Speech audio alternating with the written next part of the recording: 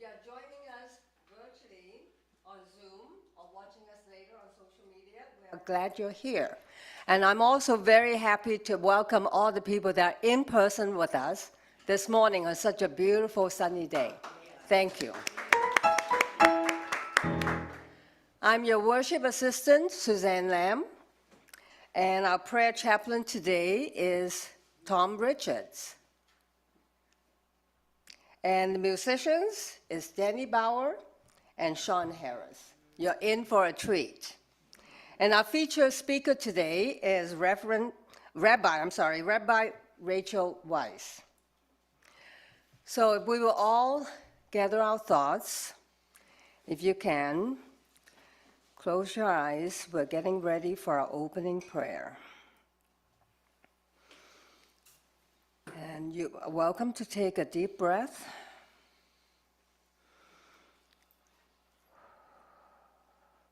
And breathe out. Holy Presence, we know that in God, we can never be separate from love, from truth, from infinite intelligence, and the source of all good. We gather here in this sacred time to open our hearts and minds to the one power and the one presence. We gratefully receive the energies of divine light and love pouring in and through us. And we affirm we are here this morning for a divine purpose. We trust that that purpose is now being fulfilled, for we know we are now in the presence of pure being, immersed in the Holy Spirit of life, love, and wisdom. And so it is. Amen. We're here for a first solo.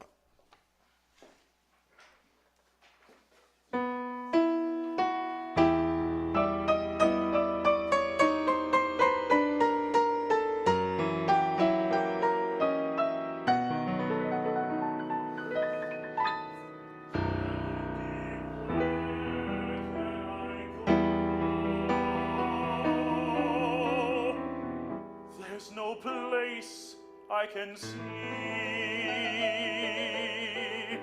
where to go, where to go.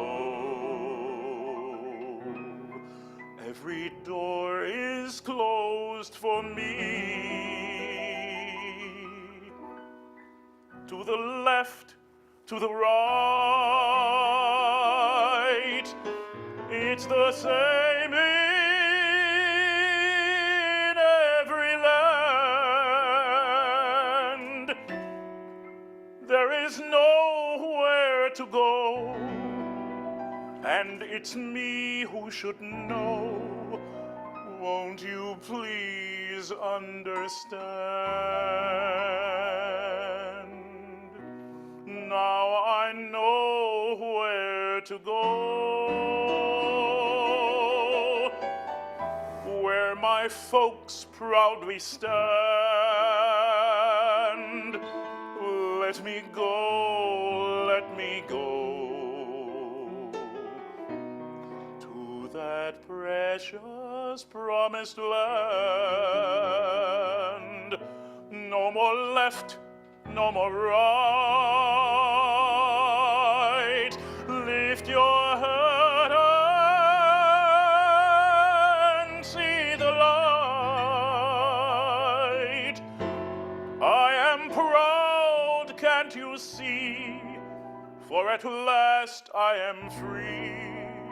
No more wandering for me.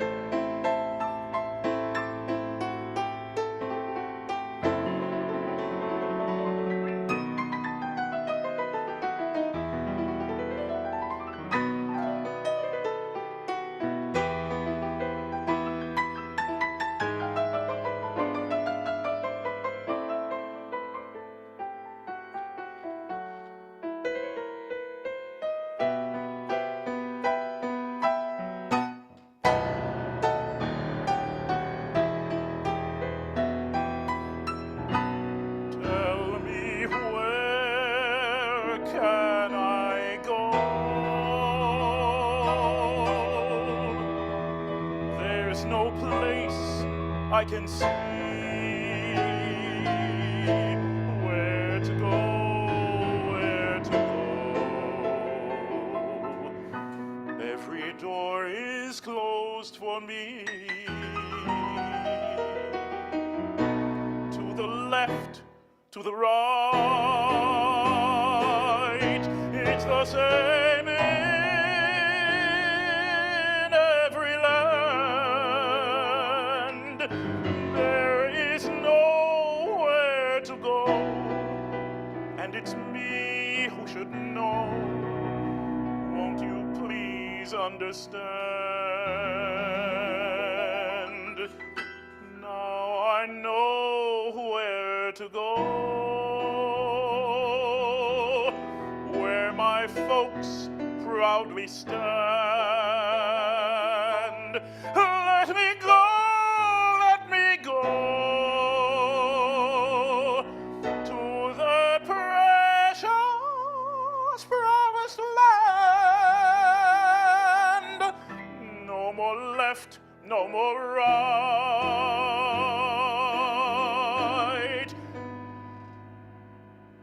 Lift your head up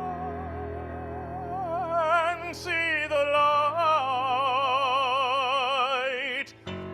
I am proud, can't you see? For at last I am free. No more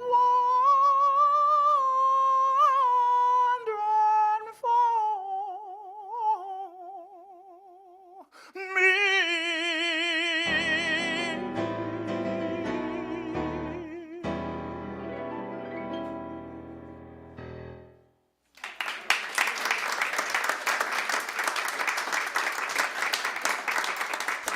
Wow, thank you, Sean, thank you, Danny. What a beautiful opening song. Get us all ready for the rabbi. Welcome again to Unity on the North Shore Sunday Service. And Unity is a positive, practical approach for spiritual living based on the teachings of Jesus and the power of prayer. We believe there is truth and beauty in every spiritual tradition, and we honor the many paths to one God. Wherever you are on the journey of faith, you're always welcome here. Our purpose at Unity on the North Shore is to create a safe space where people are empowered to take risks and live their deepest truth. So if this is your first Sunday with us, we extend a loving welcome to you. And many of us were surprised to learn there was a spiritual community that thought and believed the same things that we did. We felt like coming home. And I found Unity on the North Shore in 1997. And I've been back since. So we hope that your experience with us this morning is powerful and that you will return to us again and again. So now I invite everyone to stand now and join us in singing our group song.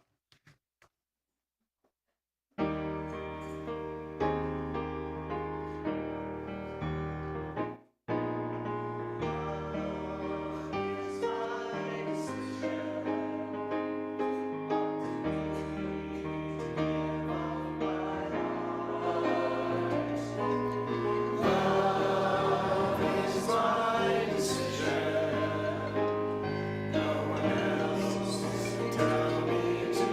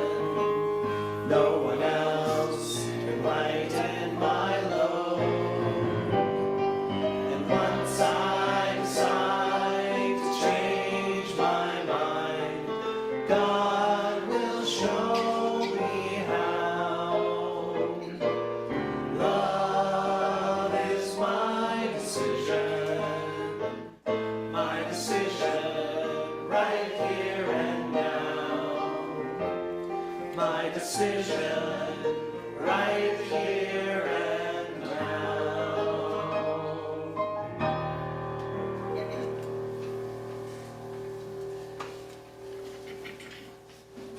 Thank you for that beautiful music.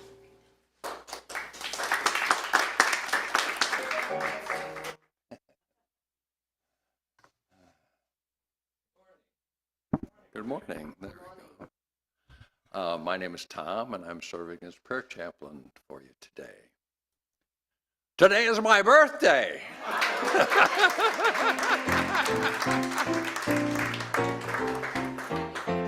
Thank you all for coming. So, as chaplain and part of my birthday contributions I'll be at the prayer candle in the rear of the sanctuary for prayer after service for anyone that has anything on their heart, and all prayers are held in confidence. For those of you who would like to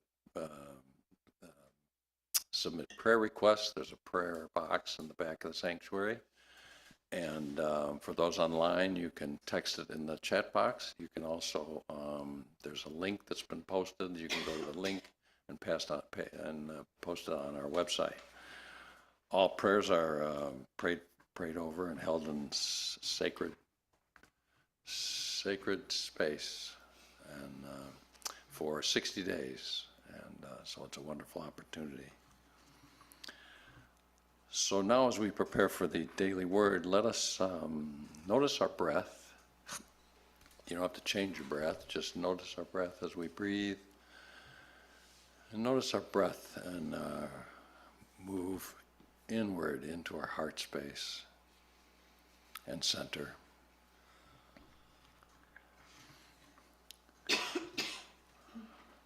Today's daily word is healing.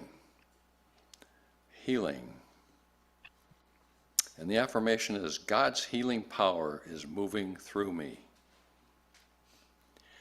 I am open and receptive to God's healing power within me and within my dear ones. I trust with absolute faith that God is greater than any worldly condition. I cannot limit God. I listen to the still small voice within and feel guided along my healing journey. If fear and worry get the better of me and I start to feel anxious, I call forth the healing power of the indwelling Christ. I spiritually surrender my concerns. When I pray for my dear ones, I do not focus on their condition. Rather, I see them as the divine beings they are, whole, prosperous, and spiritually perfect. As I pray, I perceive God's healing presence moving through me and my beloveds. This presence is the health beyond illness, the abundance beyond the insufficiency, and the life beyond death. It is the truth of my life. And from the book of Isaiah, chapter 58, verse 8, your healing shall spring up quickly. Your healing shall spring up quickly.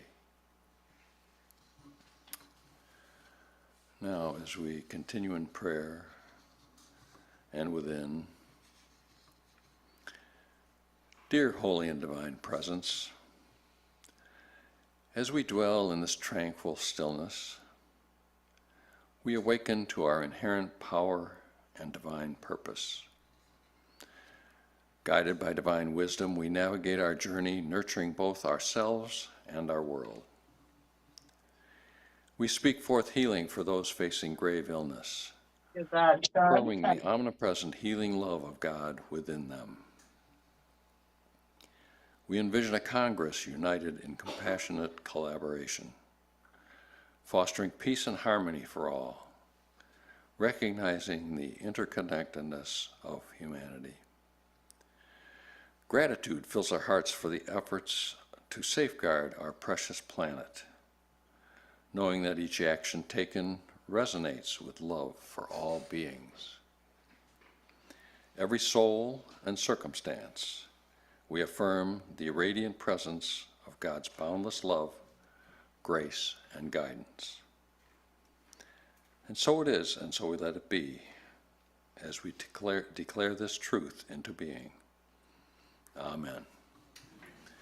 And now we return to our musicians for some more affirming.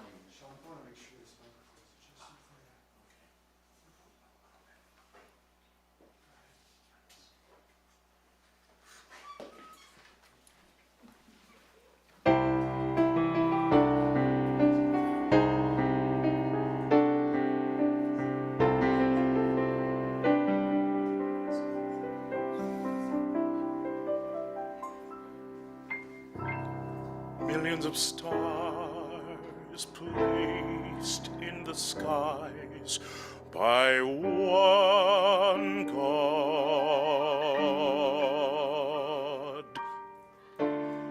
Millions of men lift up their eyes to one God.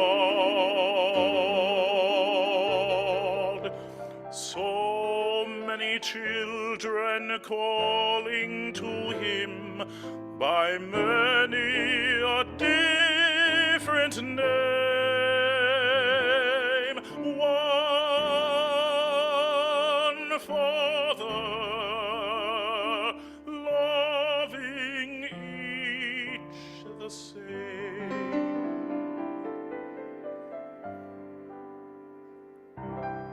Many the ways all of us pray to one God.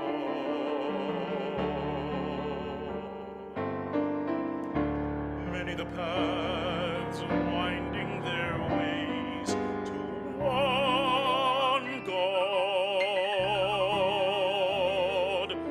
Brothers and sisters, there were no strangers after his work was done.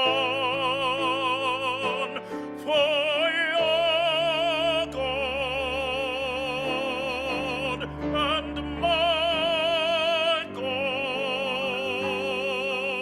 one.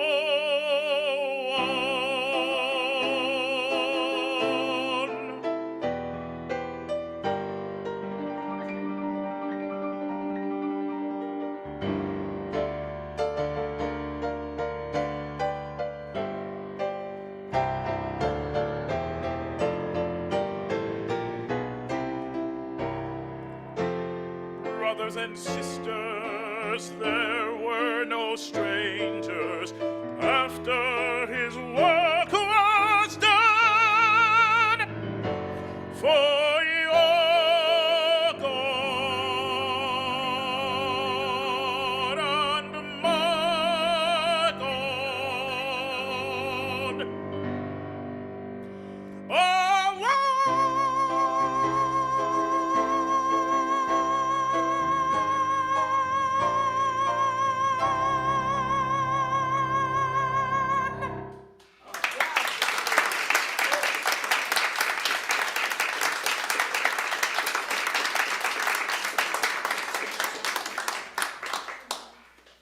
Thank you, Sean. Thank you, Danny. Oh my God, what power comes out of that man. Oh, don't you feel the divine? So this morning we're continuing with our Many Paths, One Source series, and I'm very pleased that Rabbi Rachel Weiss can be with us this morning. She hails from Jewish Reconstructionist congregation over on Dodge Avenue.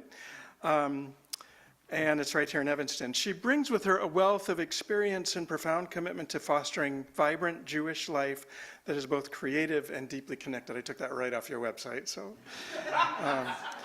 the other thing that I would say is that she is incredibly committed to social justice work, to really, especially in these times, making sure that we're creating space and energy and consciousness around the planet for the protection and the equality of all people, justice for all people. And she has been a really dominant voice, is that fair to say, And so the crafting of, last week I shared about the statement that had been created by the interfaith community here.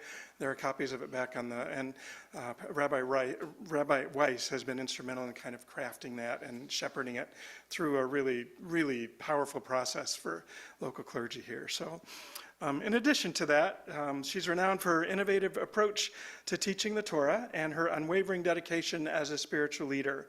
Her impact extends far beyond the walls of her congregation. In the Chicagoland area, she's a familiar presence, speaking at interfaith gatherings, participating in social justice actions, and leading transformative trainings. Before returning to her roots in Evanston, she's a native of Evanston, but she served as the associate rabbi at Congregation Beit Simchat Torah. How did I do on the pronunciation? All right. New York's LGBTQS synagogue, where her leadership earned her recognition as one of the New York Pride Guide's 45 under 45 in 2014. Her vision is one of profound connectivity. She sees herself as a bridge builder, fostering relationships between individuals and within communities, the evolving context of our times, and the rich tapestry of her Jewish tradition. Her commitment to inclusivity and social justice shines through all aspects of the work that she does. As a native of JRC in Evanston, Rabbi Weiss brings not only her expertise, but also her love for Lake Michigan and the vibrant community that surrounds her. She's a food enthusiast, a language aficionado. I hear you're Spanish, right? Fluent in Spanish. And a skilled calligrapher. She embodies a rich tapestry of interests and talents. Let's extend a warm welcome to Rabbi Rachel Weiss. Yeah.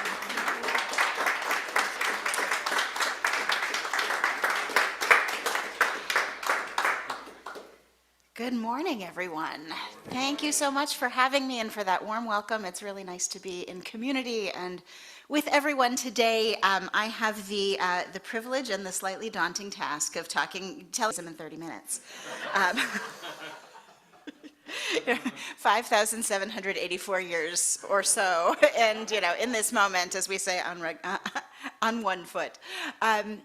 It's lovely to be here, and I think part of what this series is really getting at the heart of is how much we all depend on each other and how we have to be interconnected with one another, because the world we live in is hard and painful and challenging and broken. And so part of what I think each of us is looking for in many different ways is how do we live authentically? How do we live in concert with the traditions that we come from and the peoples we come from, but also with the people that we know ourselves to be now, and recognize that sometimes is not the easiest thing to do. So Judaism, we often call Judaism, and I'll just say that, there's a lot of Judaism that looks like me. There's a lot of Judaism that looks absolutely nothing like me, right? That Judaism is as broad as, if you asked one person to represent Christianity or one person to represent Islam, you'd get a little sliver into what that looks like. So I come from the Jewish Reconstructionist congregation. Reconstructionist Judaism is one of the four sort of major movements of Judaism, but it's the smallest one, so it's the one that gets, fewest people know.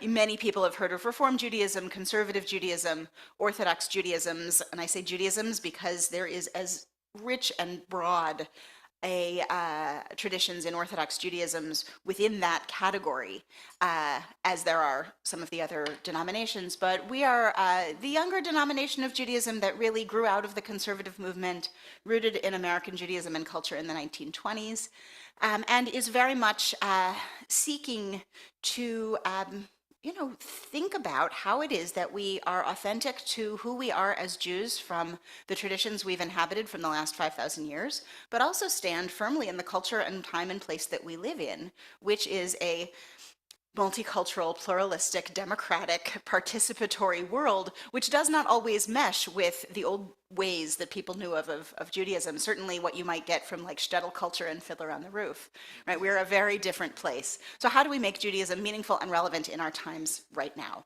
Which is very similar to what you folks do here every week, is to say, how do I find ways to connect to my own sense of God and spirituality that speak to my life right now? So we often talk about Judaism as the evolving religious civilization of the Jewish people.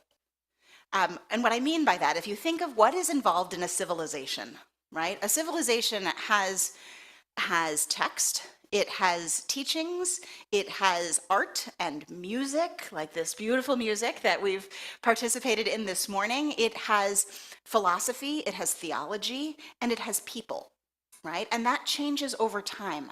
So when you think about, Judaism is the evolving religious civilization of the Jewish people, you might know Jews that say, well, I'm really more of a cultural Jew, right? Meaning like that's sort of who I am, but I don't go to synagogue, I don't pray, I don't believe in God, all of those different pieces. And there are many Jews that fits them very much.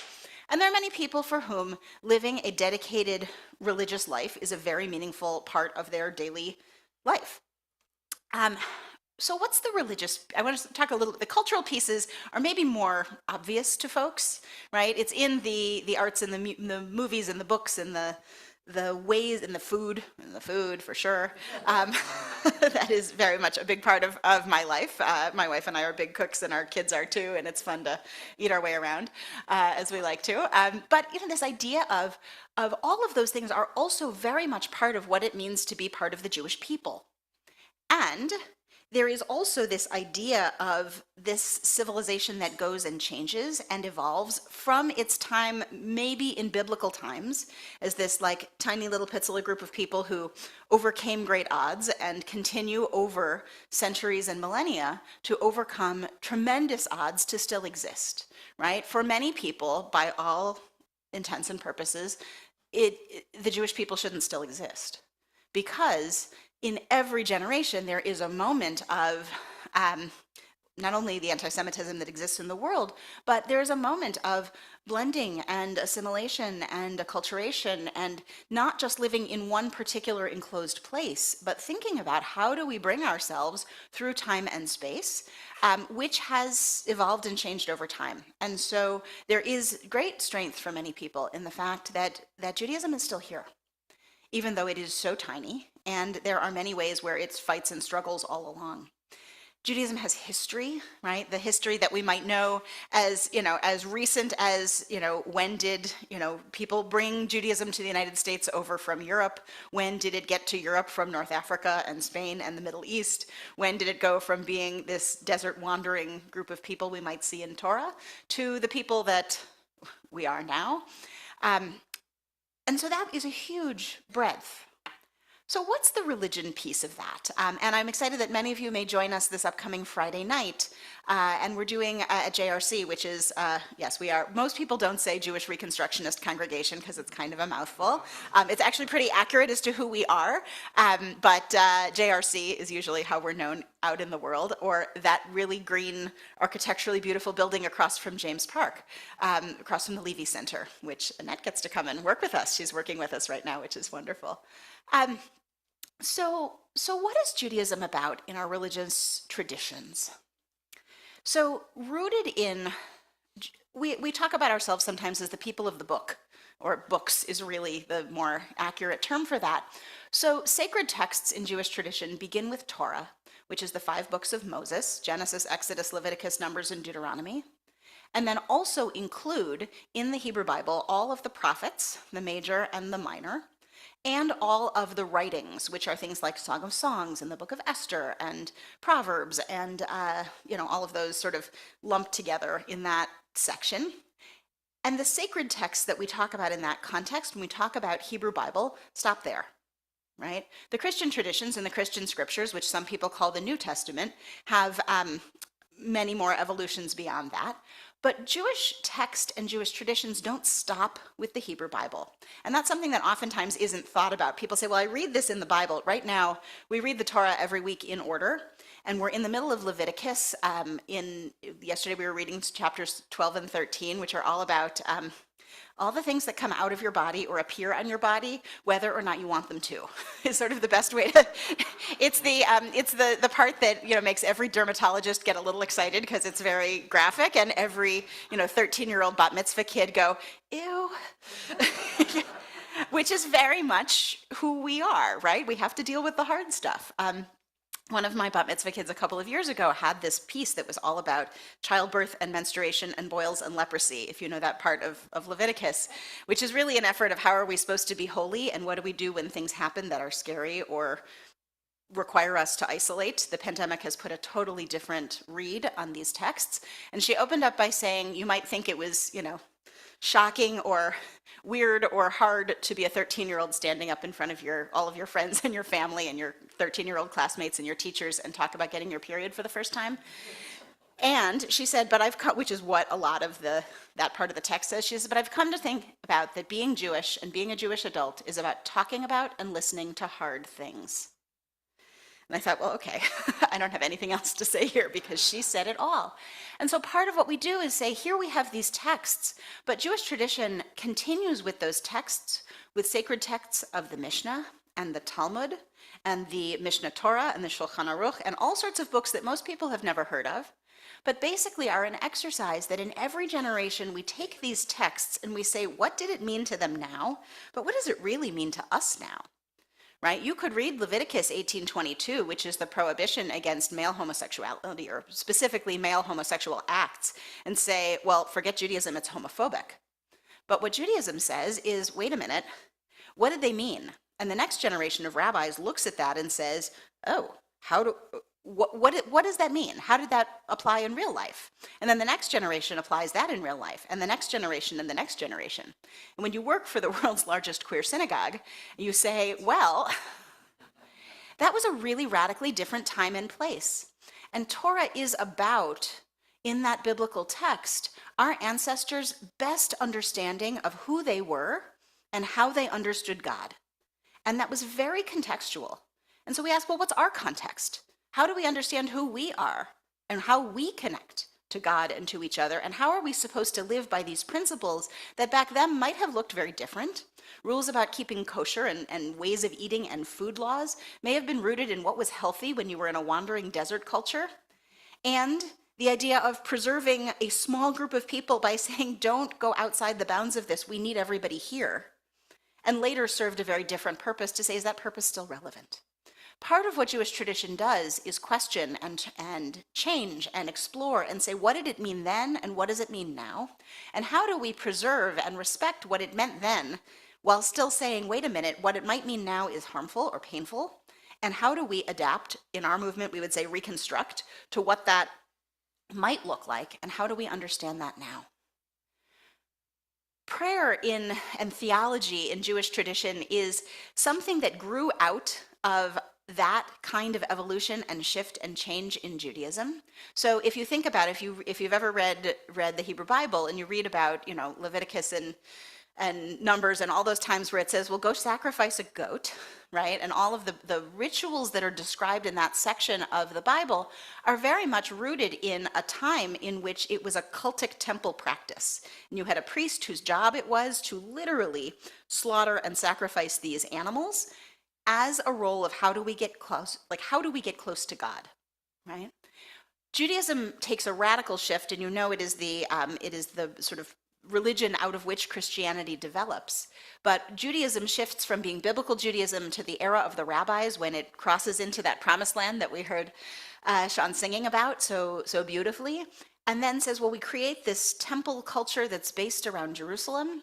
And then at a certain point in 586 BCE and then in 70 of the Common Era, when that temple doesn't exist anymore, Jewish traditions change radically.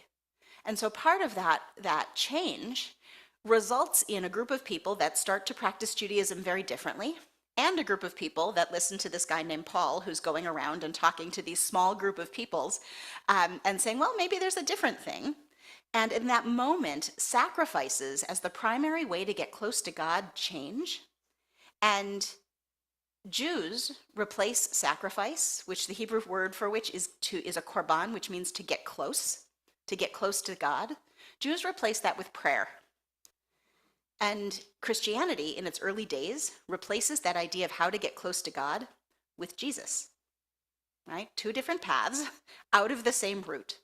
And for Jews, this idea of prayer and practice. So rather than saying, a lot of people say, well, what do Jews believe, right? Many people might know Jews believe in one God. Okay, that's a pretty universal thing that many of us believe in different paths, as we sang about this morning. But the idea of what do Jews believe is less important than what do Jews do.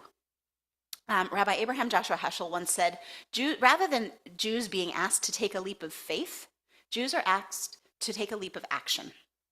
So Judaism is primarily rooted in Jewish practices, which are how do we live our daily lives that enact our connection to the divine. That might be saying blessings before we eat, the way that we eat food. It might be the kinds of rituals in our prayer services. It might mean the kinds of ways we choose to live our lives, the holidays that we celebrate. Some of those holidays go all the way back to Torah times. Some of them are more contemporary and they've evolved over time. But the idea of in our theology is really about how do we enact some of these basic tenets.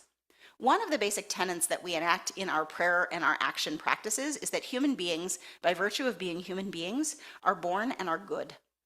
There's a prayer that starts every morning that says, Elohai neshama shenatata bi tehora hi. My God, the soul that you gave to me is pure, is good.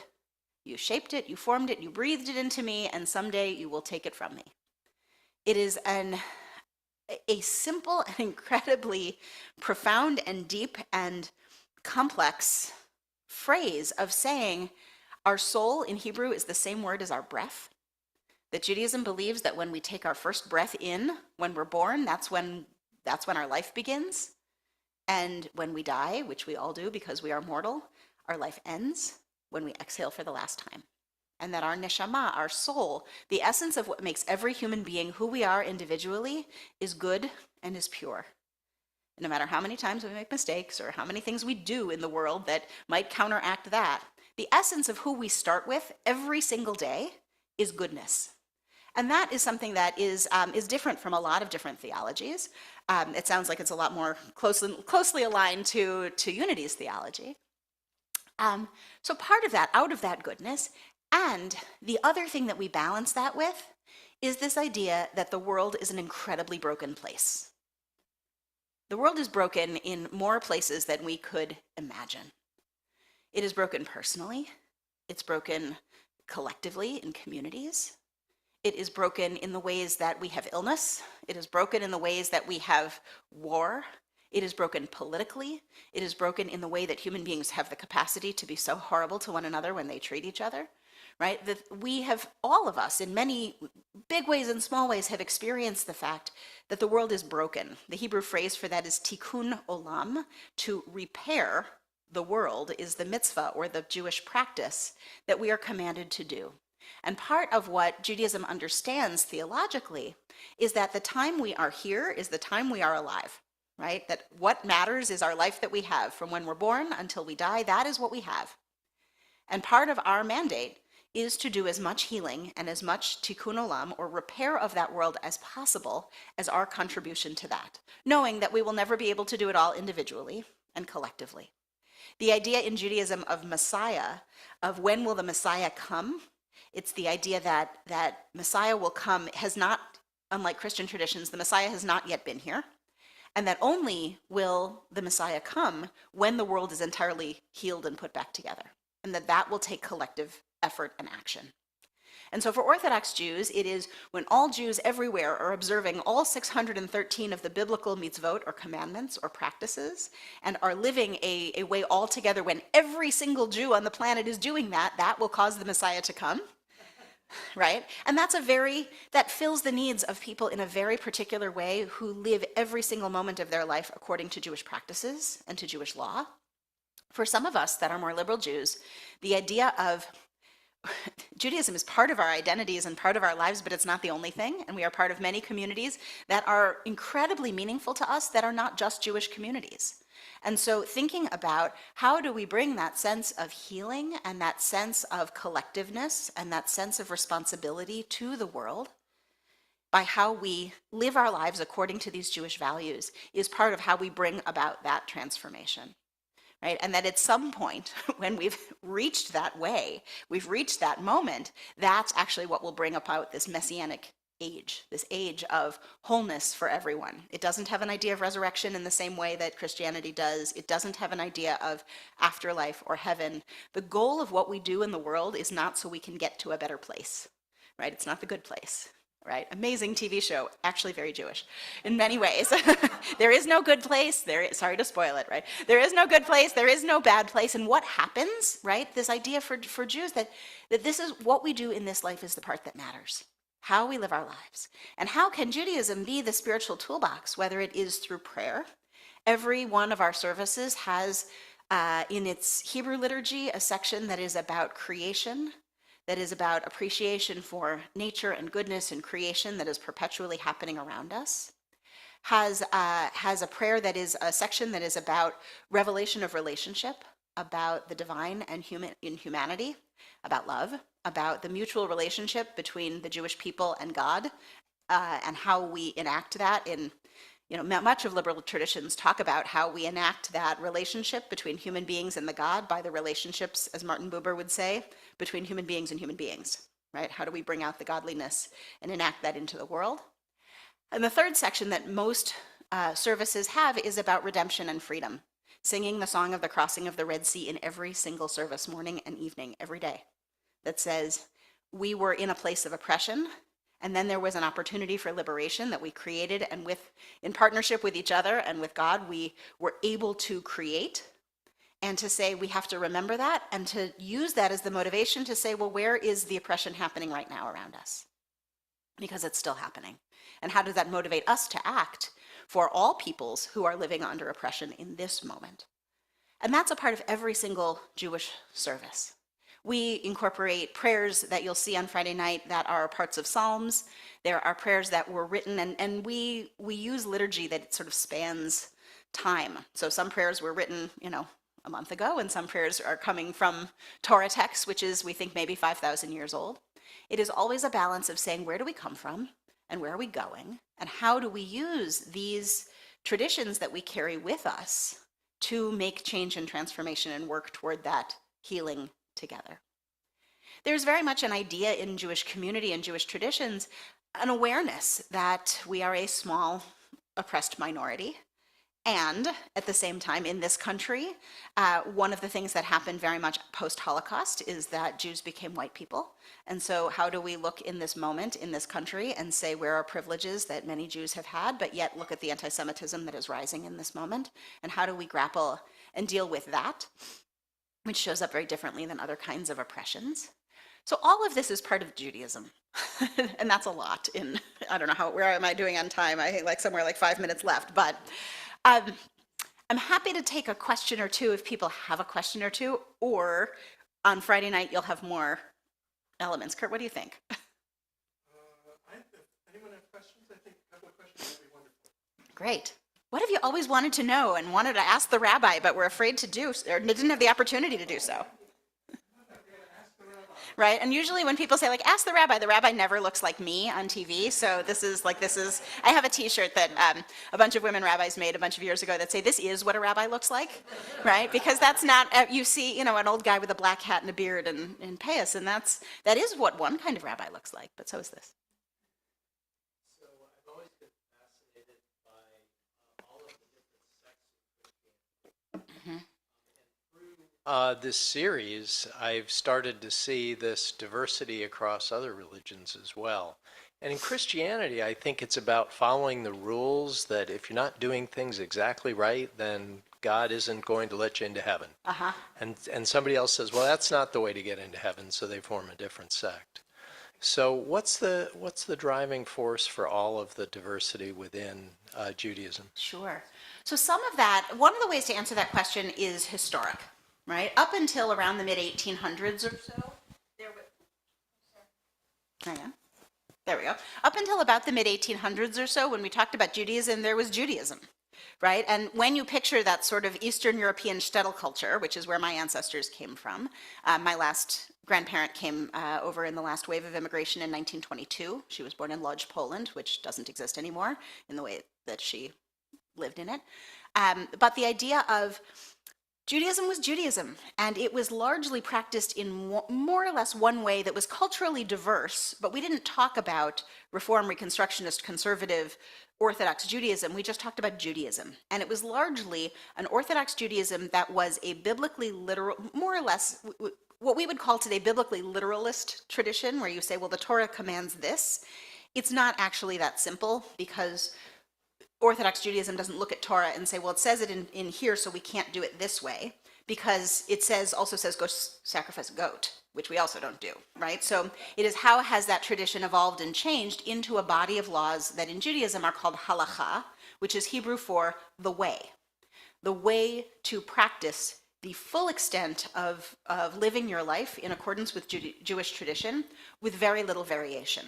And there are diversities within types of expressions and practices of those Orthodox Judaisms. In the 1800s, emancipation in France in 1789, so you get a little history in this too, right, allowed for the very first time in history for Jews to become citizens of the countries that they lived in, right?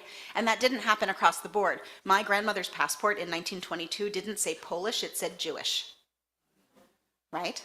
So, right, we know what will then unfold, even more drastically in history. But until then, Jews were never allowed to be citizens of the countries in which they lived, which enforced that shtetl culture of Jews have to stay by themselves, because they also didn't have any rights to civil proceedings or work or other kinds of ways to engage. And when that changes in European history and in other histories across the world, in North Africa and the Middle East, Jews are all over the world, there become much more opportunities. So when Jews start to engage in things like secular education, science, right, literature, all of those different ways, there's much more opportunities, and many Jews start to see Judaism not just as the entirety of their life, but as their religion, and say, well, I can practice my religion, and then I learn about other things. It's not the only thing. So conservative Judaism becomes a way to say, well, I'm going to practice this sort of as a religion, uphold these mitzvot, these traditions, but still live in a more secular way.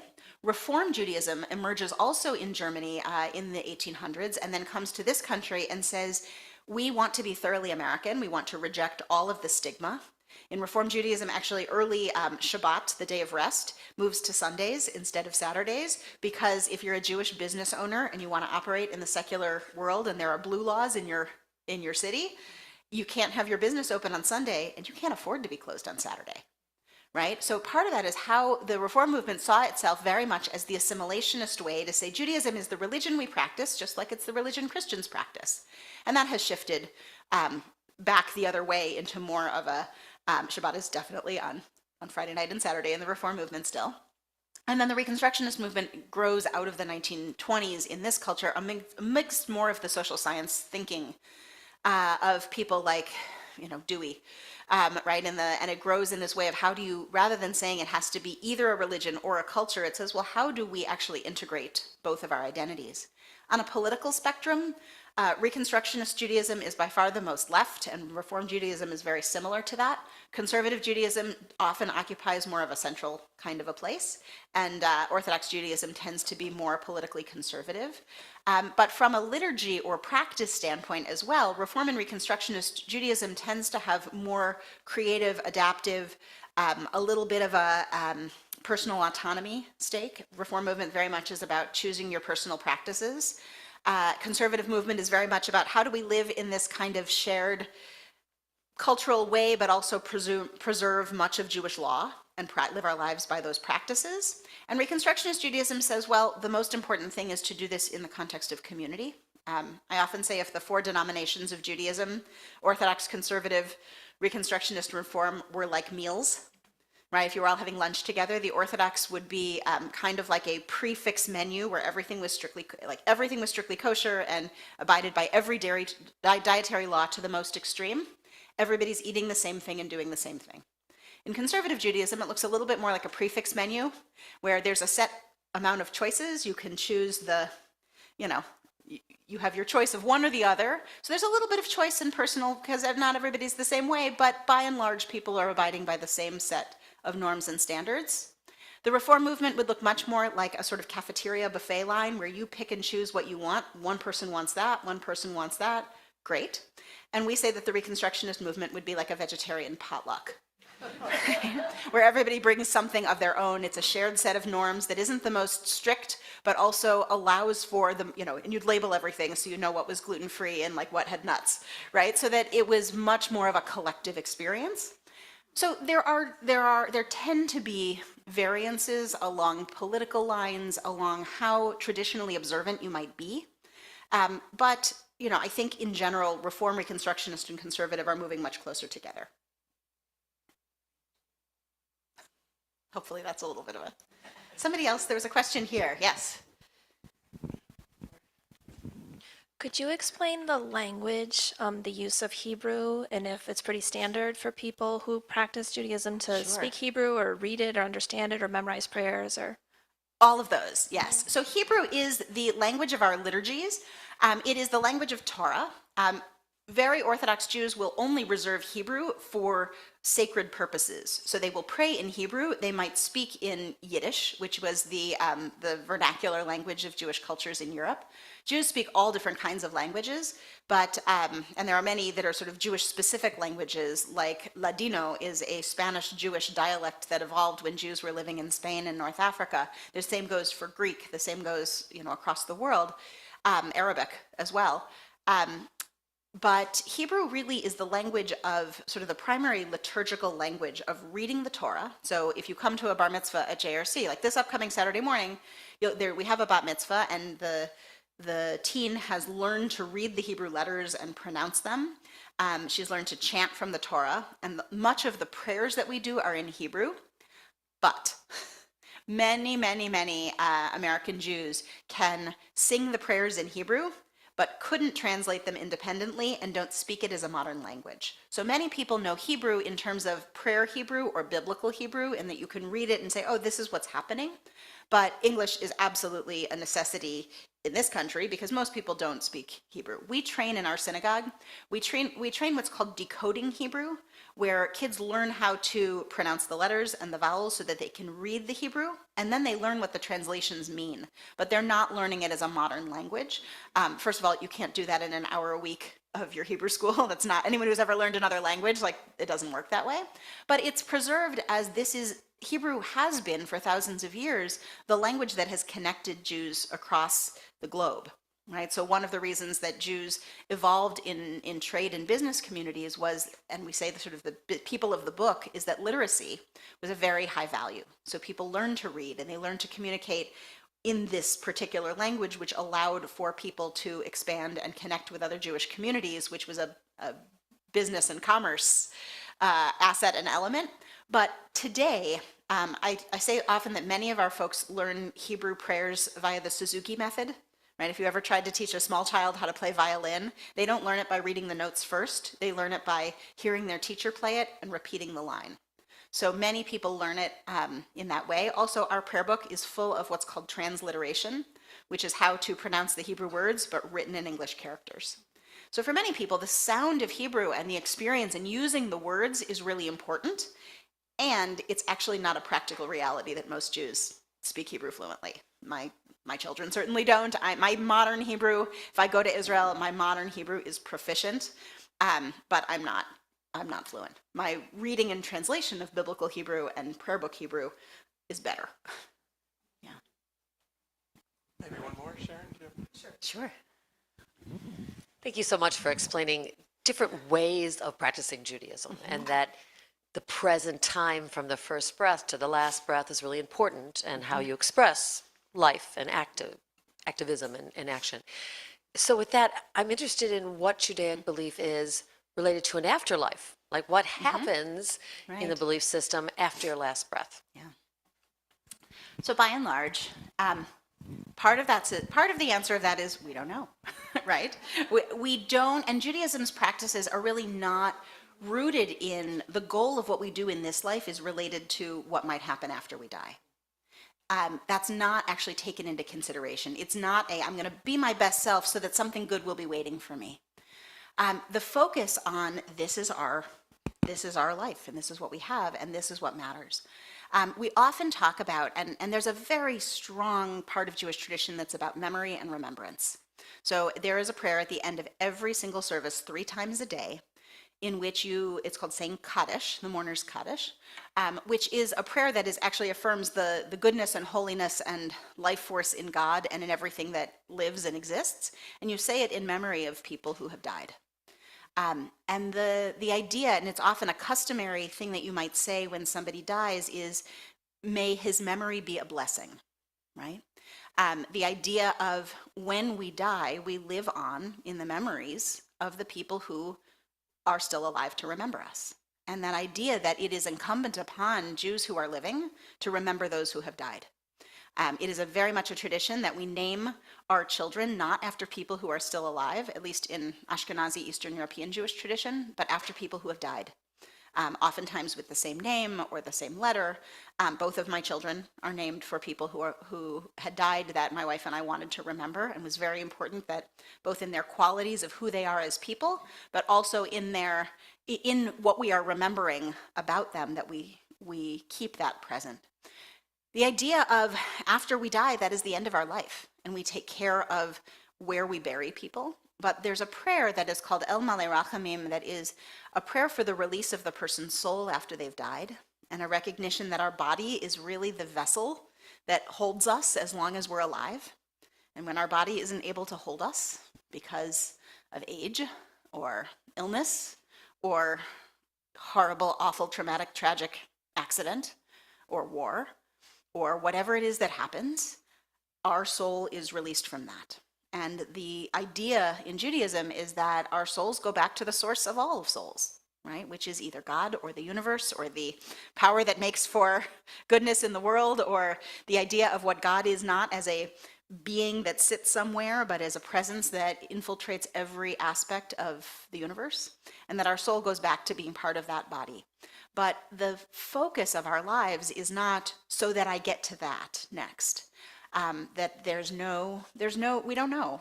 And that's not really what it's about for Jews. It's really about saying, what is the difference I'm going to make in this life? There's a great teaching that says, if you always treat the person next to you as though they were the Messiah, right? As they were this mysterious force. We're about to celebrate this holiday of Passover. If you've ever been to a Passover Seder, there's a point after dinner where you open the door for Elijah. Elijah is the prophet who is supposed to his presence is supposed to say, oh, the Messianic age is here, or the Messiah is coming. And so there's a part at the end of the Seder where we say, have we gotten there yet? And all the kids go open the door, and you leave a cup of wine, and you see if he drank it. And it's a very, common, cultural part of the Seder.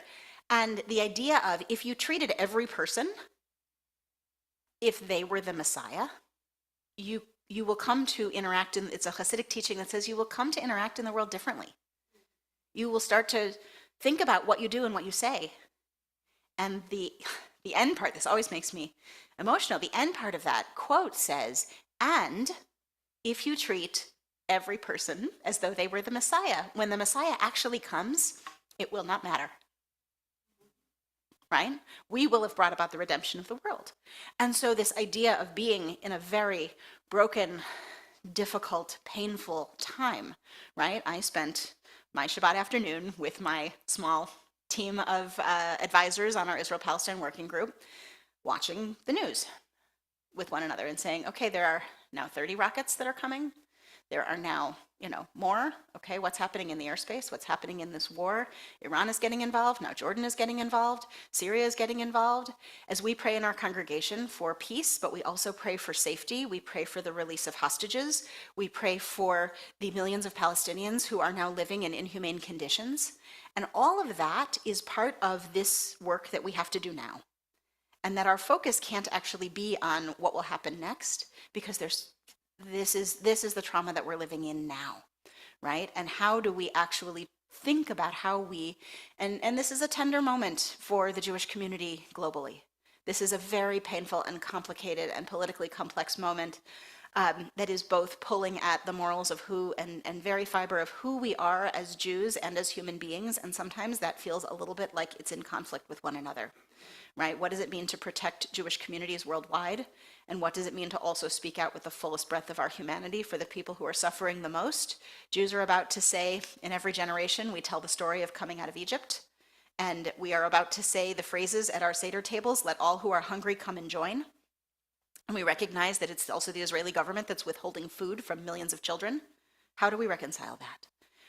Right? How do we reconcile then we were slaves, now we are free, when there are 134 Jewish hostages and that are being held in Gaza, right? In those same ways. So part of what the Jewish community is dealing with right now is being caught in so many places of saying, we need a full bilateral ceasefire in this political war, and we need to have a homeland where people feel like we can be safe. And there's rising anti-Semitism right here in Evanston being written on car windows in my neighborhood.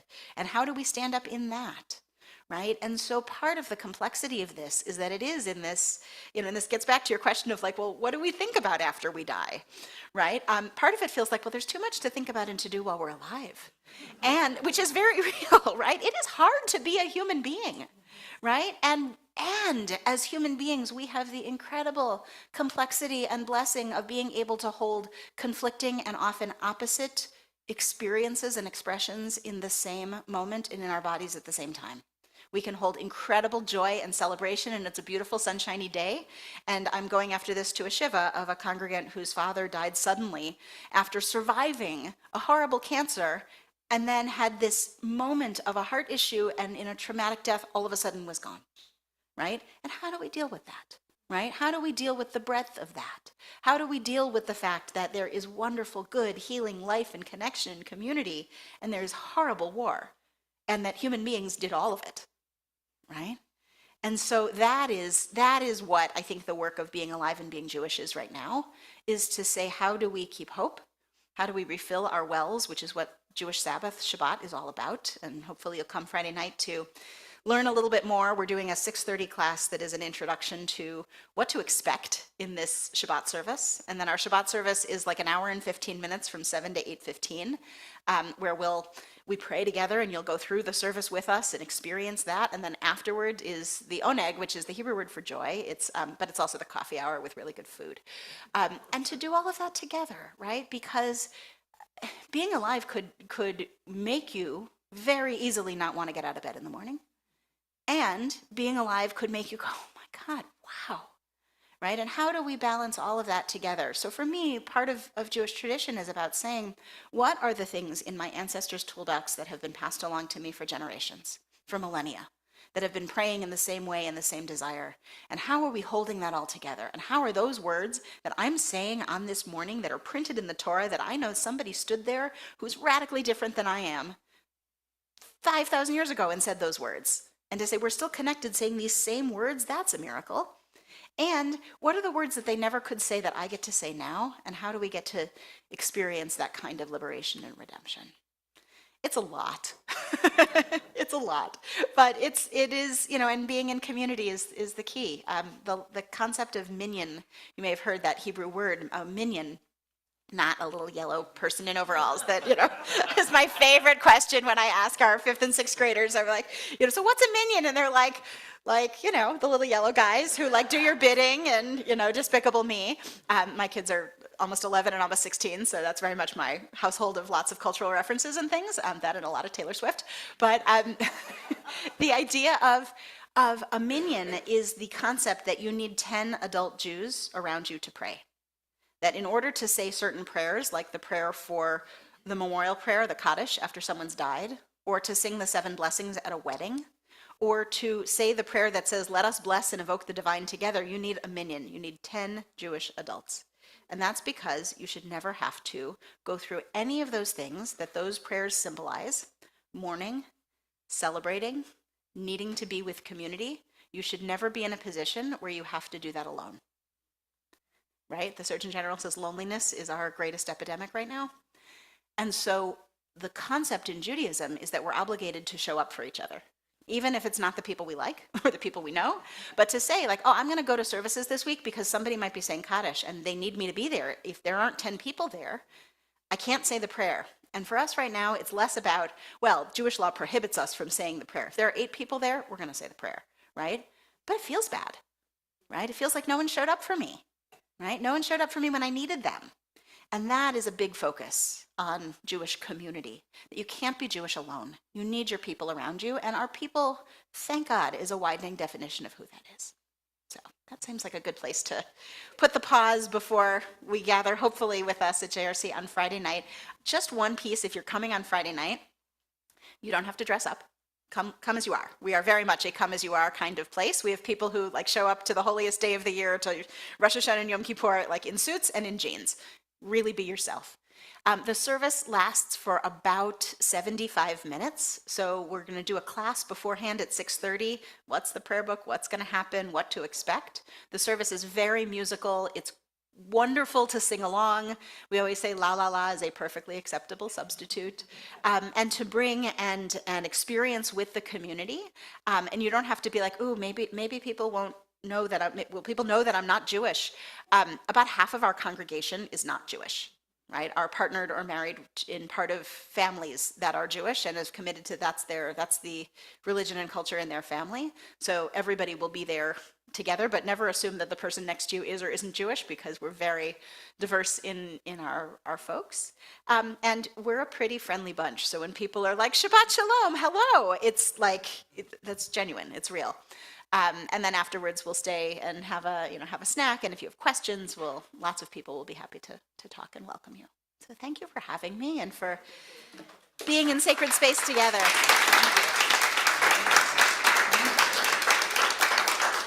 Before you sit, would you just stand sort of right out in front so you've got a clear shot at the whole group? We have a traditional blessing that we normally do. We're going to switch it up a little, though, so listen to me before doing it by rote, okay?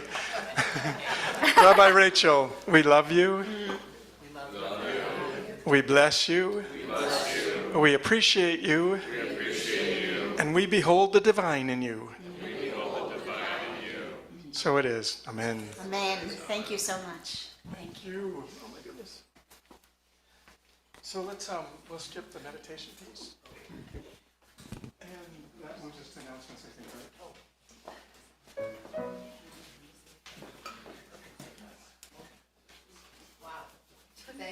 Thank you, Rabbi. Really enlightening. And now is the time of the service where we share our love offerings. And there are 3 different ways that we can give. You can use the donate button on our website, or you can send the checks through the mail. And details for all 3 are on the screen. For those of you that are here in this room, you can place your cash or checks in the bowl at the back as you leave. So no matter how you give, what's most important is why you give. So there are 3 reasons why giving is important for your spiritual growth and well-being. First, it opens new channels of supply, and it reminds us that God is the source of all good, and it raises consciousness as nothing else does. So now let's bless our giving and receiving, and if you are not actually giving in this exact moment, I invite you to set your intentions to give as we speak aloud our offertory blessing. So with joy and gratitude, we affirm, divine love as me blesses and multiplies all that I am, all that I have, all that I give, and all that I receive. And so it is. Amen. So now please stand as we embrace our prosperity, as we sing our offertory song.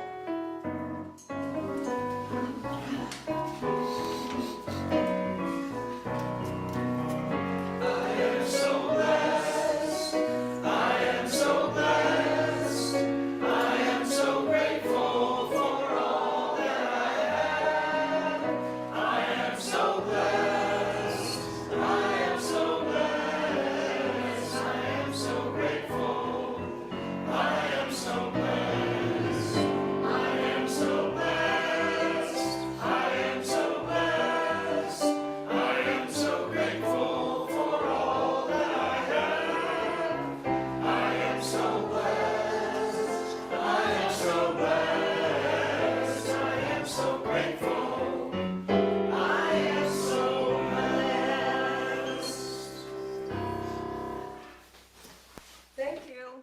Thank you. So this is the time that I would thank all the musicians, Danny and Sean, and our live stream team, and everybody. Your presence here blessed us. Thank you for being here. So now, a very short announcement. We're having a sound bath on May 4th. We are thrilled to announce the return of Mark Beal, who will once again lead us in this immensely popular and profoundly transformative sound bath experience. Step into our very serene sanctuary upstairs, where you have the choice to settle into a cozy theater seating on plush blankets and pillows. So let Mark be your guide through this extraordinary journey of meditation as you surrender to the mesmerizing harmonies of gongs, singing bowls, and flutes. So that's May 4th. And now our charcuterie party that John Lindner and our Reverend Kurt Condra is leading for us is on June 22nd. It's Saturday. So this summer, we invite you to indulge in an enchanting evening beneath the twinkling stars. It really is true. I was there last year. It was absolutely gorgeous. So please come, and John is going to give us the charcuterie from different parts of the world, taste different things, and trust me, he's made a really festive spread. So please come, and we sold tickets at the gala last year in November. So for those of you that bought the tickets, I guess you can verify with Jasmine as to how many tickets that you've bought. But we are still open for people to buy more tickets. So if you would like your friends and if you yourself would like more tickets, please go to our website. It's the unityns.org to buy your tickets. Trust me, you have a really incredible experience of bonding with your own community and also just tasting different things. And I believe there's cocktails. Yeah, cocktails and non-alcoholic as well. And so we'll have a great time. So now that's it. So please stand now to join us in the closing peace song and the prayer for protection.